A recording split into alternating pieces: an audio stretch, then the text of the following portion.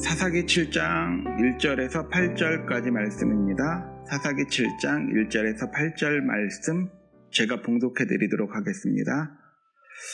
여룻바알이라는 기드온과 그를 따르는 모든 백성이 일찍이 일어나 하로스템 곁에 진을 쳤고 미디안의 진영은 그들의 북쪽이요 모레산 앞 골짜기에 있었더라.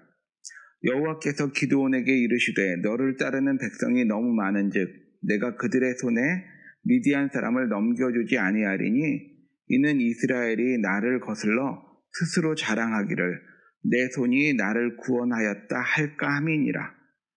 이제 너는 백성의 귀에 외쳐 이르기를 누구든지 두려워 떠는 자는 길르앗 산을 떠나 돌아가라 하라 하시니 이에 돌아간 백성이 22,000명이요 남은 자가 10,000명이었더라.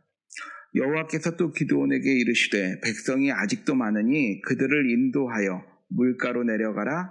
거기서 내가 너를 위하여 그들을 시험하리라.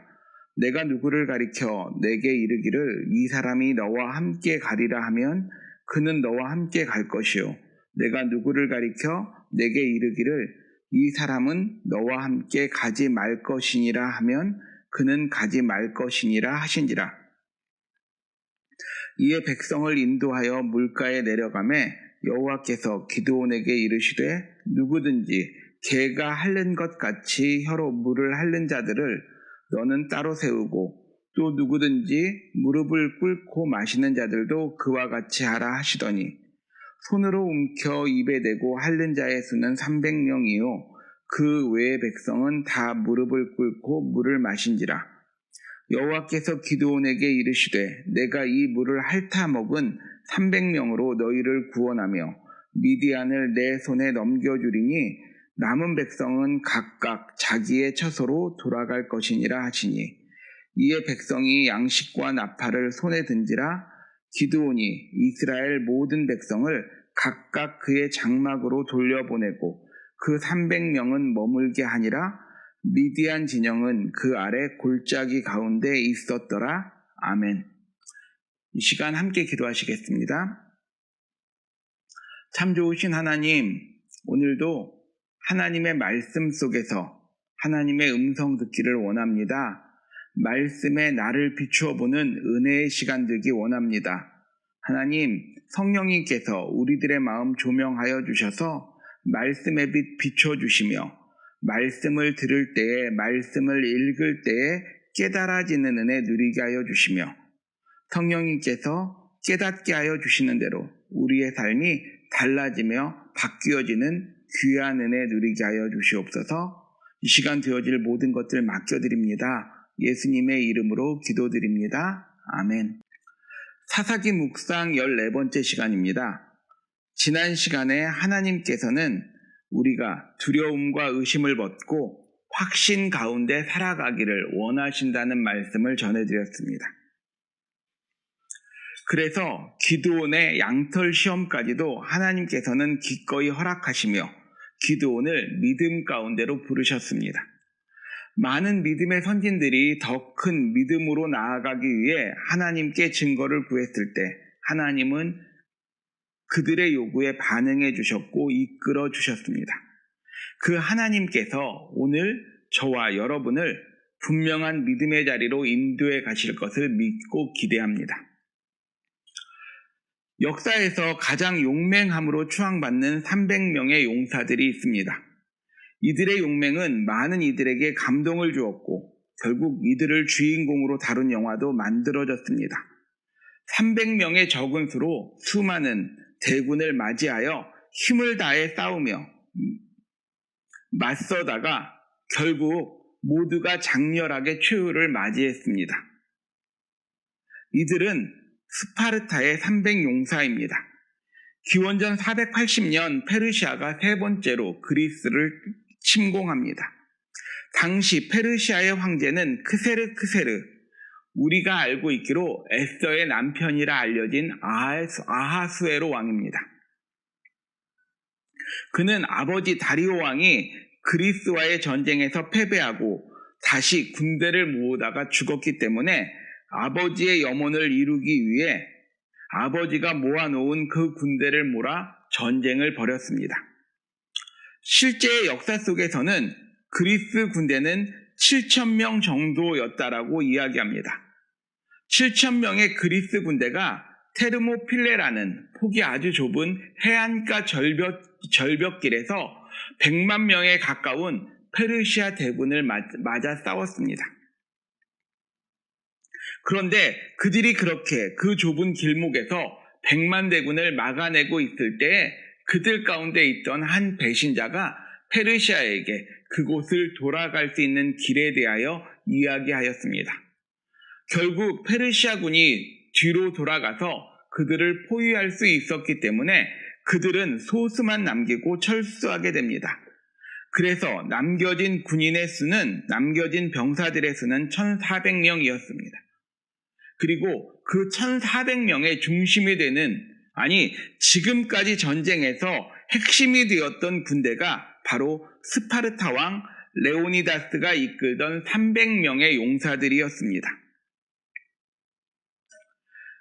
그리스의 역사학자 헤로도투스는 그의 책에서 이 전쟁을 기술하며 페르시아 군대가 470만 명이었다라고 기록하였습니다. 하지만 후세 학자들이 분석해 보기에 페르시아에는 그만한 군대가 존재하지 않았고 아마 그들의 군대는 80만 정도였을 것이다라고 추정합니다. 그런데 헤로도투스가 그렇게 기록한 이유는 자기들의 조국 그리스인들이 얼마나 용맹한지를 선전하기 위하여 적들의 수는 부풀리고 그리고 맞서 싸웠던 군대의 수는 줄여서 기록했기 때문입니다. 이렇게 맞서 싸우는 적의 수는 늘리고 자기 편의 수는 줄여서 자기들이 큰 용사라고 기록하는 것이 옛날 역사 속에서 종종 발견되는 실수입니다. 그리고 우리들이 성경을 읽을 때 우리들 또한 이러한 실수들을 하게 됩니다. 성경에 등장하는 믿음의 선진들의 수준을 더 높이 평가하며 그들을 영웅시하는 것 말입니다. 물론 믿음의 선진들의 믿음은 정말 대단합니다. 하지만 말씀을 읽어갈 때에 우리가 분명하게 보아야 될 것은 그 말씀 속에 등장하는 믿음의 선진들의 그 위대함이 아니라 그들을 이끌어 가시는 하나님의 놀라움을 보아야 합니다. 하지만 우리들은 믿음의 선진들을 영웅시해서 저들의 믿음은 정말 훌륭했어, 저 정도는 되니까 믿음의 선진들이지라고 생각합니다. 그러면서 자꾸 그들을 대단하게 위대하게 보려고 노력합니다. 정확하게 말하면 이것은 우리들의 의도가 담겨진 실수, 잘못입니다. 이게 왜 실수가 의도가 담겨 있냐면은 우리들이 은연중에 그들을 대단하고 위대하게 봄으로 우리들 스스로에게 핑곗거리를 만들기 때문에 그렇습니다. 그들은 대단해, 그러니까 가능했고 나는 그렇지 못하기 때문에 안 될 거야 라고 말할 핑곗거리를 삼는 것입니다. 이런 의도를 담고 본다라면 이것은 단순한 실수가 아니라 잘못이 될 수 있습니다. 한 예를 들자면 예수님이 비유로 말씀하신 이야기 중에 사마리아 사람의 이야기가 있습니다. 우리는 그 이야기를 설명할 때 항상 선한 사마리아 사람의 비유라고 부릅니다. 그런데 말씀을 읽다가 보면 예수님은 말씀 중에 비유 중에 그 사마리아 사람을 단 한 번도 선한 사마리아 사람이라고 부르시지 않았습니다. 예수님께서는 그 비유를 통해 무엇이라 말씀하셨냐면 누가 강도 만난 사람의 이웃이냐고 물으신 후에 너도 가서 그같이 행하라고 말씀을 맺으셨습니다. 그러니까 이 말씀의 논리를 그대로 따라가면 이 사마리아 사람은 특별히 착한 사람이 아니라 예수님이 보실 때에 우리의 이웃으로서 예수님의 기준 속에서 누구에게나 이웃에게 베풀어야 할 삶의 수준이 그 정도라고 말씀하셨던 것입니다. 그런데 문제는 사마리아 사람이 누구나 베풀어야 될 삶의 수준이 되어버리면 그렇게 살지 못하는 나는 굉장히 나쁜 사람이 되게 되어 있습니다. 그래서 그 사람을 일반적인 기준보다 높은 선함을 가진 사람, 선한 사마리아 사람이라고 불러야 우리들이 그래도 보통 사람이 될 수 있습니다. 그런 의도를 가지고 우리는 이 이야기를 선한 사마리아 사람이라고 부르곤 합니다. 그렇게 부르면 내가 선하지 못해도 나쁘지는 않은 보통 사람이 될 수 있으니까. 기드온의 이야기에서도 우리는 이렇게 반응합니다. 기드온의 이야기를 대할 때에 우리는 항상 기드온과 300용사라는 호칭을 즐겨 사용합니다. 호칭만 그렇게 부를 뿐 아니라 이 300명에게 있는 무엇인가 특별함을 찾아내고자 노력할 때가 있습니다. 그래서 인터넷을 찾다가 보면 종종 그렇게 해석해 놓은 글들을 읽을 수 있습니다. 아니, 제가 주일학교 때 들었던 말씀 속에서도 그런 내용이 있었습니다. 적진을 앞에 두고 물을 마시는데 어떤 사람들은 그저 자기의 목마름만 생각하며 고개를 쳐박고 물을 마셨지만 이 300명은 적진을 바라보며 언제라도 전쟁할 준비를 갖추고 물을 마셨다고 해석하며 이렇게 말씀해 주셨습니다. 영적 전쟁을 앞둔 바람직한 자세가 바로 이런 자세라고. 바로 이렇게 전쟁을 준비해야 참다운 용사가 될 수 있다고 말씀해 주셨습니다. 어떻게 생각하면 그것이 맞을 수도 있지만 실은 말씀을 읽다가 보면 그것은 말씀의 맥락 속에서 온전한 해석은 될 수 없습니다. 물 한 모금 마시는 모습으로 용사와 그렇지 못한 사람을 나누었다는 것 자체도 조금 억지스럽기도 하고 또 하나님께서 기드온에게 일부러 전쟁에 능한 이들을 용사들을 붙여주시려 했다는 내용도 기록되어 있지 않기 때문에 그렇습니다. 그리고 가장 중요한 것은 하나님께서 말씀이 한 번도 이들을 용사라고 부르지 않았다는 것입니다. 하나님께서는 그냥 기드온에게 너와 함께한 자들이라고 표현하셨습니다. 하나님께서 이들을 뽑으시는 과정을 보면 이 내용이 더 분명하게 보여집니다. 하나님은 분명하게 이렇게 말씀하셨습니다. 너를 따르는 백성이 너무 많은즉 내가 그들의 손에 미디안 사람을 넘겨주지 아니하리니 이는 이스라엘이 나를 거슬러 스스로 자랑하기를 내 손이 나를 구원하였다 할까 함이니라. 하나님께서는 기드온에게 모인 32,000명이 너무 많다라고 말씀하신 것입니다. 그래서 그 수를 줄이겠다고 말씀하십니다.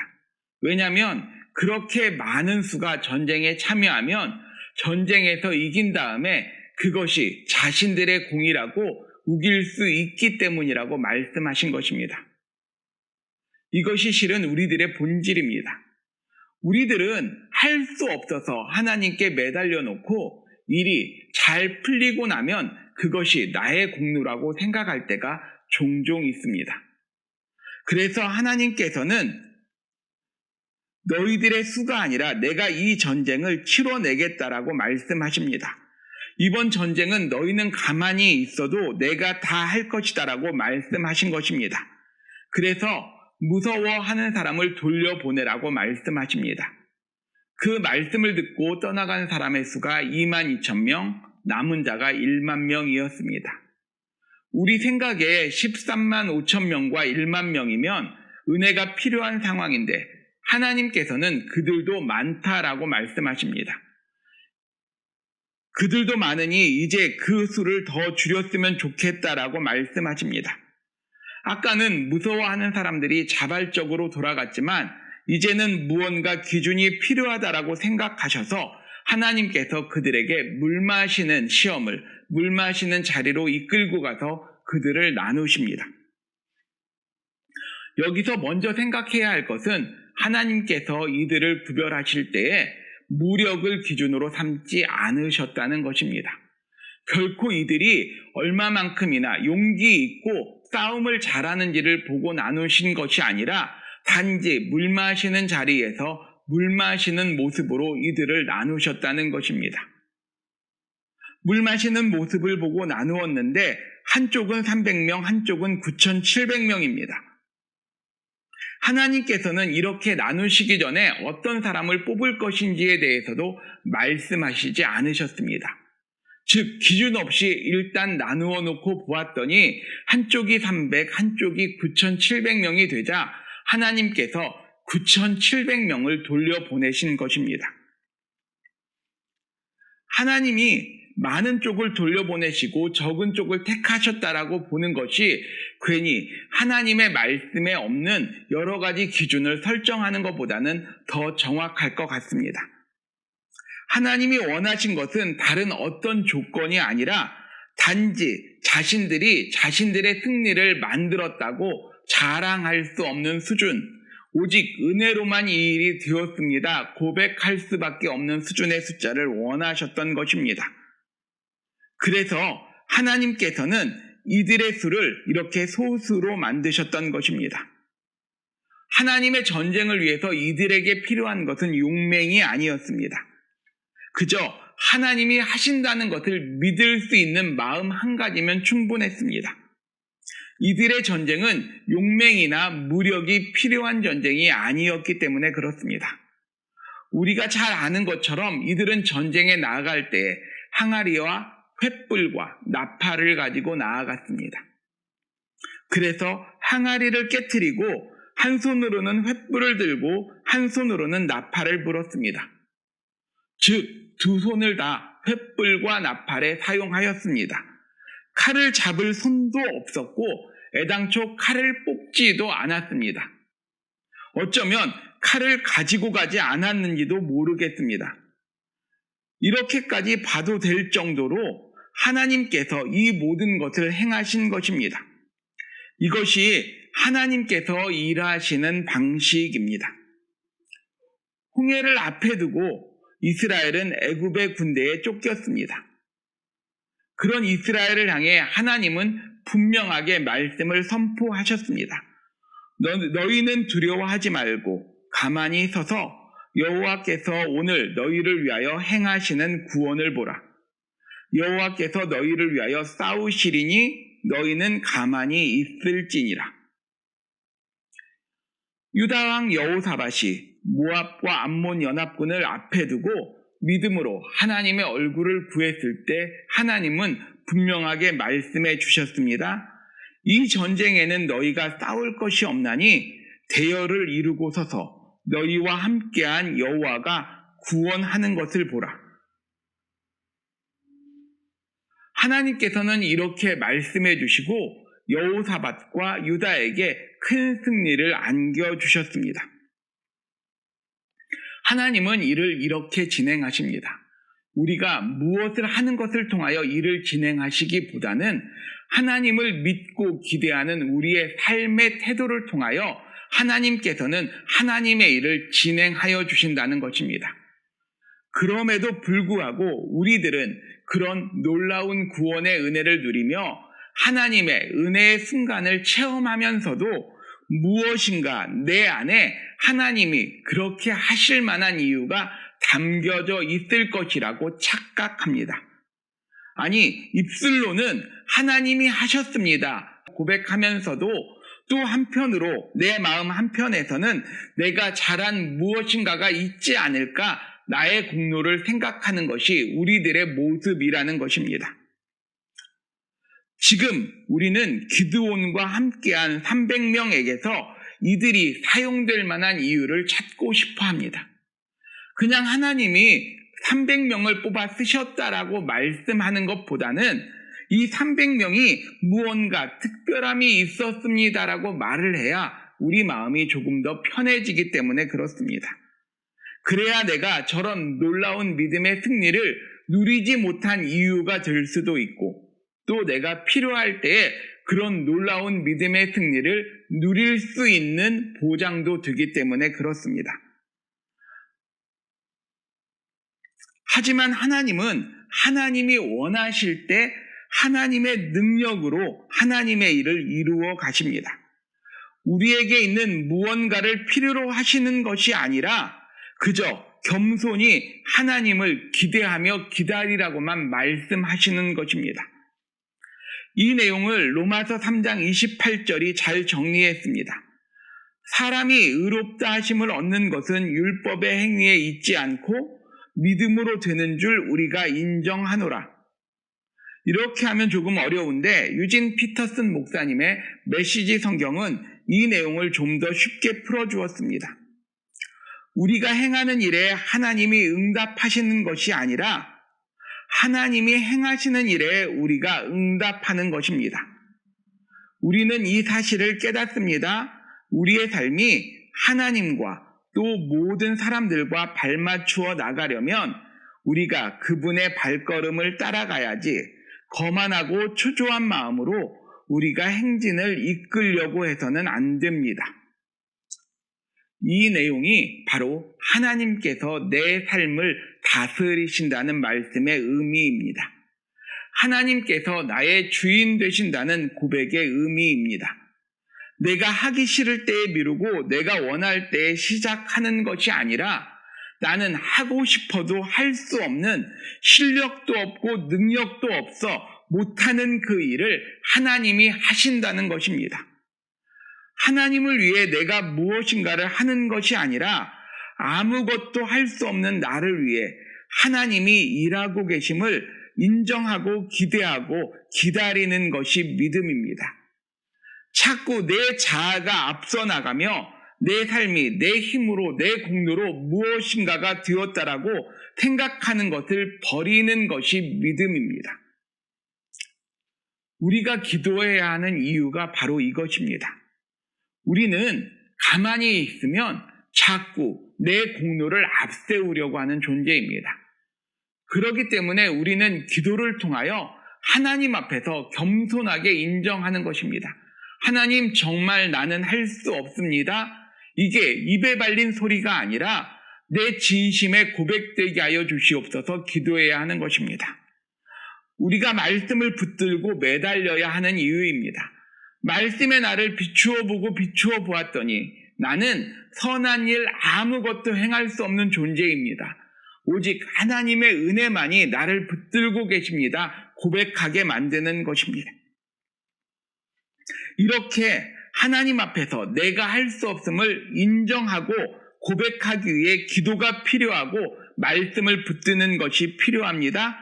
더 이상 어떻게 할 수 없는 나의 끝이라는 것을 하나님 앞에서 인정하고 받아들이기 위해 기도가 필요합니다. 바로 그렇게 나의 할 수 없음을, 나의 무능을 오직 하나님의 은혜임을 고백하며 기도하는 것이 믿음의 자리이며 기도의 자리입니다.